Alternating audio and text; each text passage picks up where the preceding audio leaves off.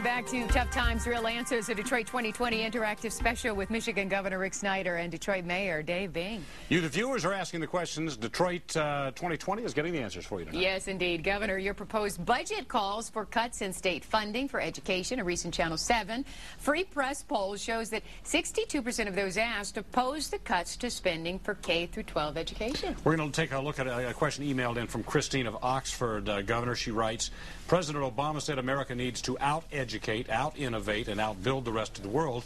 How can your proposed cuts of $300 per student help Michigan students achieve that level of success? Well, our kids are our future, so they're critically important, but we also remember we're in this disaster mode of this huge budget deficit. And so the cut we propose for K through 12 is half the percentage of what we need to do for our entire budget. It's about 5%. Now, I don't minimize that. That's a big number. But what we also do is we came to the table with suggestions on best practice, on things that could be done to address that. So it's not just creating a problem. Here are solutions that at least people will hopefully consider. And there were two of those. One of those was to say, look at your health care plans and see if your teachers, your other employees can pay 20% of the premiums. Right now, if you look at most of our school districts, the percentage is 0 to 10%. We do have some at 20, we have some that are higher, but on average, if you make that change, that accounts for 60% of the suggested cut, the recommended cut in that. And last week you saw the teachers protesting that, though. Well, again, we're all sharing in this, and the other one we suggested was a 10% cut in non-instructional buying. So, again, that would be another 60%. So it's not to say it all has to come out of one piece, Stephen, but here were just two suggestions. And you got to believe there are dozens of good things that we could do in terms of best practice, that when you start putting those together in combination, that cut can be made up. Now, some experts believe, though, this $300 cut per pupil is going to turn into more like a $700 cut per pupil. Two Michigan superintendents called this devastating and saying this would actually destroy the K through 12 education system that we know here in Michigan. What do you say to superintendents who say that to you, Governor? Well, there's a lot of different perspectives on this. One thing, though, we really tried to lay out for people is the future, though, which hasn't happened in the past. Instead of looking at this in one year in isolation, we really did a second-year budget, which is truly an innovation in our system in Michigan. I want to credit Brooks Patterson. They do a 3-year budget in Oakland County. But we did a second-year budget where we were able to show if we get through this year, which we will, in a fiscally sound, balanced fashion, then when next year comes, the cuts are over. We can start saying we've hit the bottom and we can start building back in a thoughtful, constructive way. Mayor Bing, you're already living this. Essentially, with what the Detroit Public Schools are going through is essentially already this with your emergency financial manager. It is, and it's not going to get any better as I see it, quite frankly. But is it working? You know, it's spurts and starts, quite frankly, but I don't think it's working. I really don't. I think we've got to really do an overhaul on the DPS system. And from my vantage point, all of the concentration is about DPS kids. I mean, I'm the mayor of the city of Detroit and all the kids in the city of Detroit. So there are some other educational outlets outside of DPS that I think we have to concern ourselves with. There are some good schools in DPS, and everybody now seems to be afraid of the charter schools. There are good schools and bad schools in the charter situation also. So if we're going to really make sure that kids get the best education that they can get, it's got to be excellent schools. It doesn't matter whether it's public, private, charter, parochial. We got to get the best kids in the best schools. Mayor Bing, I'm a product of Detroit Public Schools, and I want to ask you this. I mean, with the cuts that Emergency Financial Manager Robert Bob is talking about, the class sizes may balloon to 60, and a lot of schools have been shut down. I mean, what do you say to parents who are really concerned, those same parents who are moving out of the city of Detroit because of what's going on with DPS? Well, they will continue to move. There's no doubt in my mind about that. 60 kids in a classroom absolutely won't work. I'm not a teacher, but as a student and visiting classrooms, anytime you get above, 20, 25 kids, it is a problem for the teacher to teach because they don't have enough time to give individual attention to the kids. So that plan, I just don't see that working. Mayor, we're going to move on to the issue of water, and I know you, maybe singularly at the city government, is trying to rectify some of this, but still the question's valid from Betsy from Madison Heights, sent an email asking, why are the suburbs being held hostage by Detroit when it comes to water rates? Well, I don't think they're being held hostage at all. Everybody has got to pay their fair share. You know, Detroit owns the system. They built the system. They manage the system, and they're supplying water and sewage to probably an 80-mile area. So I don't think we're holding up anybody. I think what's happening is they got an old system and it's very expensive to maintain. Every time you extend it to another area, another county, another city, there's a cost attached to that. And now water usage is really down at this point in time because we've lost so many businesses in the city of Detroit and this area. And so that cost has to be spread across all users. I know the rate is going up, I think, 9.3%.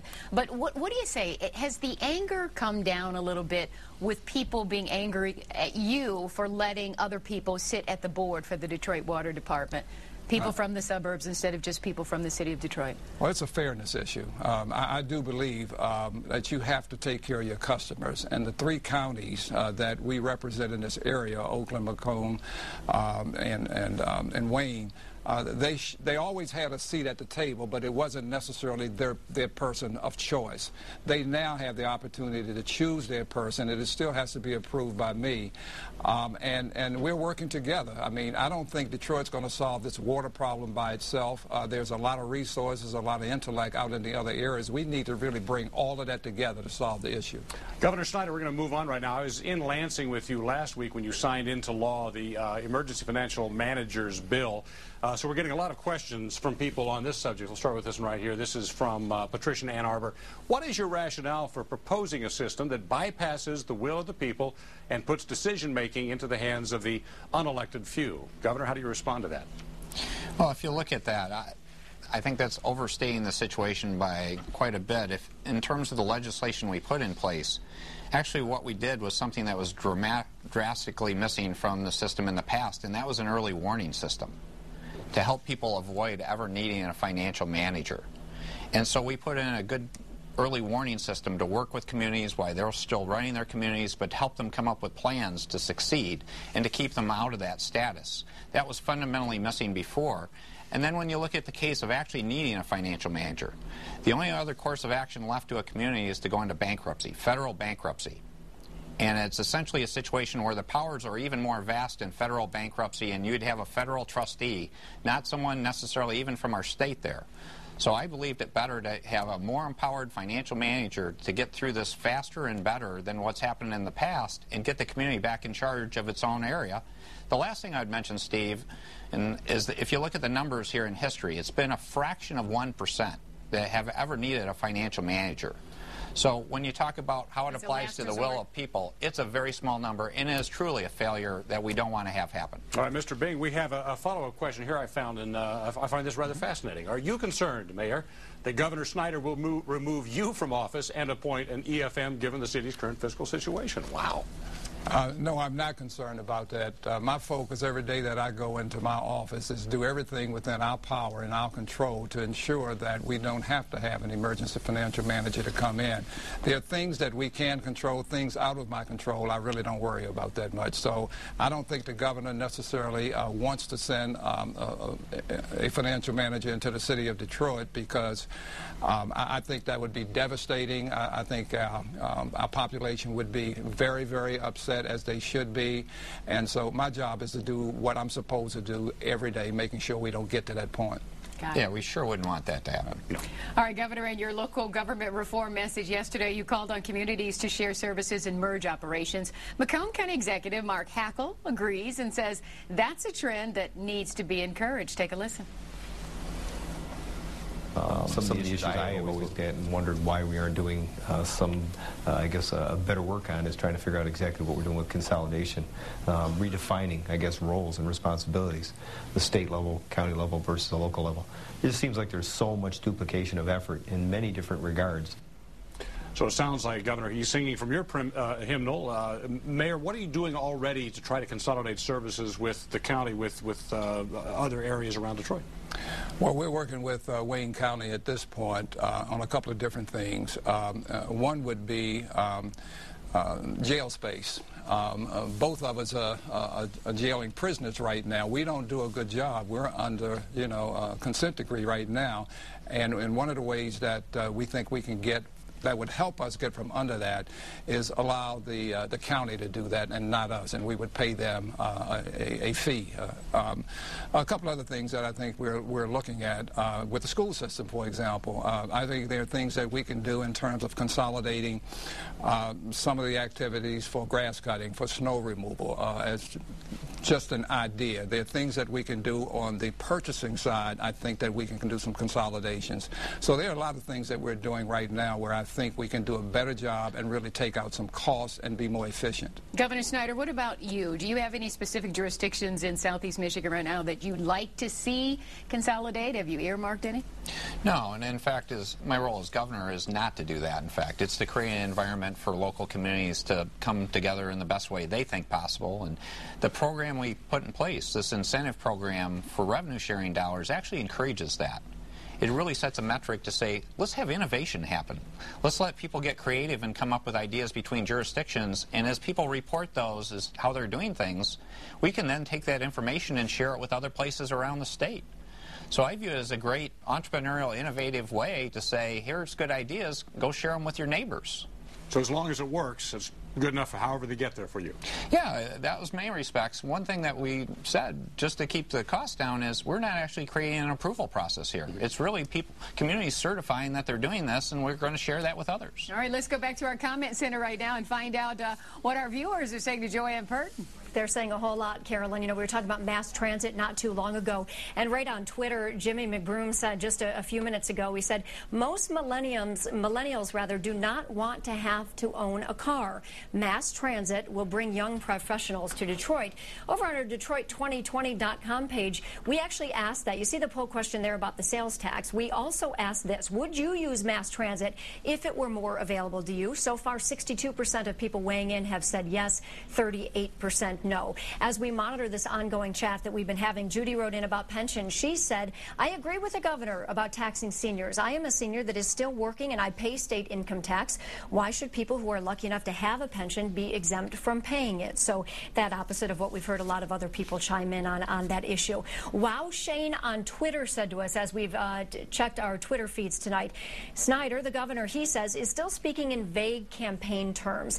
Having said that, Governor, I would like to ask you a question, and maybe you could kind of prove Wow Shane wrong here.